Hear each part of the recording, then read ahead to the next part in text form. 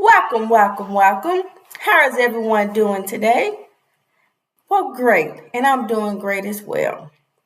Have I ever told y'all about the time when I was in the fourth grade and I was preparing for a spring bling dance in my school? Well, I didn't think I did, so let me go ahead and tell you this. I remember it just like yesterday. It was the first spring bling that our school had ever hosted, and it was back in 1998. In 1998, I was a third grader. And I remember it was our first spring bling, and the whole community was extremely excited about us having a spring bling dance. Well, I had already picked out my beautiful dress that I wanted to wear along with my hair bows that I had gotten from the hair store. Child, my aunt came over that same night because she was just as excited, and she really popped my bubble. She came in with a blue sparkly dress that had long fringes on the bottom of it. And she came in and bought that dress for me when I already had a vision in my mind on what I wanted to wear. I cried and I cried and I cried. And my mom and my dad, they made me wear that dress. It was such an awful night for me. Just in the blink of an eye, I went from being excited and being happy to being unhappy and not feeling confident. The dress reminded me of a dress that an old woman would have been wearing. I called myself expressing to my mom that I did not want to wear that dress. And my mom really loved her sister and valued her opinion. And she put that dress on me and whipped my hair up into a smooth ponytail and did my baby edges. And she shushed me out the door. All that night at the dance, I could not even enjoy myself because I was just thinking that I was in something that wasn't mine. What'd you think about that? Isn't that something?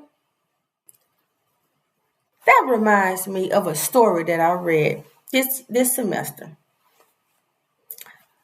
11, which was about a little girl named Rachel who was forced to take on a red sweater that was not hers by her teacher.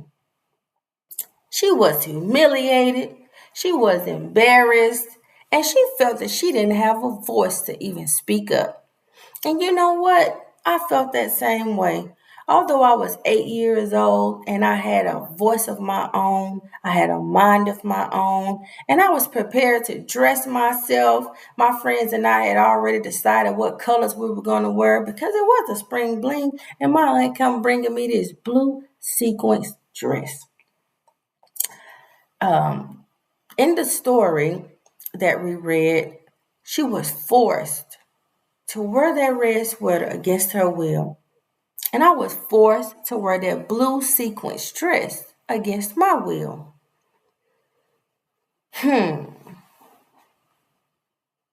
isn't that something? Isn't that something? Yes, I know.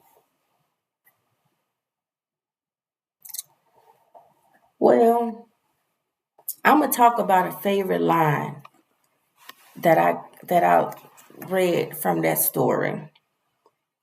That line said, "What they don't understand about birthdays and what they'll never tell you is when you're 11, you're also 10, 9, 8, 7, and 6, 5, 4, 3, 2, and 1. And when you wake up on your 11th birthday, you're expected to feel 11, but you don't." Now let that sink in for a moment. On your 11th birthday, you're still 9, 8, 7, 6, 5, 4, 3, and even 2, and sometimes 1.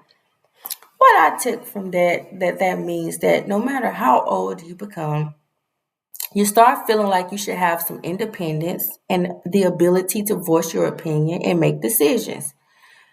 But you don't get to do that just because you were 8 in my case or 11 in Rachel's case.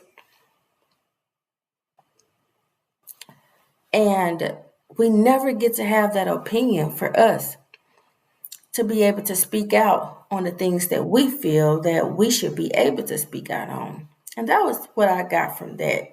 Comparing the ages and never growing up. You're stuck emotionally as an 11-year-old because you don't have the voice, or the adults around you don't respect what you have to say. That moment in time as an adult, I still remember the humiliation that I felt from being forced to wear something. My whole day was already planned. And within a blink of my aunt coming over to our house, it was changed. My mom had told me how pretty I looked, and I felt very beautiful. And then she just all of a sudden made me wear something else. Child, I'll never forget that. But one thing I did learn as an adult, I really speak my mind now, because I remember when I didn't have a voice. Even at the age of 8, I did not have a voice. And to be honest, in my household, you didn't have a voice really until you were grown and out. Because what mama said, that went. And what daddy said, that went too. So we didn't really have a voice. And that's my little podcast on what my life was like, what experience I experienced, and how it compared to Rachel's in the story 11. My favorite quote that I got from her was realizing that no matter how old you got, basically, you were still kind of confined to one age, because the people around you, or the people of or authority, they still saw you as a small child who basically had to listen. I also felt the same way of the humiliation. She was humiliated for wearing a red sweater. Although it was just a sweater, it was in the classroom. I was humiliated for having to wear something that I didn't feel matched my body type. It looked like it was for a super older child with fringes and sequins on it. It was not age appropriate. And I can't believe that the adults around me thought that that was okay. But anyways, y'all, thank you for checking in with me on tonight. Be sure to check me back out on Thursday night at 6 p.m. to come back to this podcast. Woo woo! Bye-bye.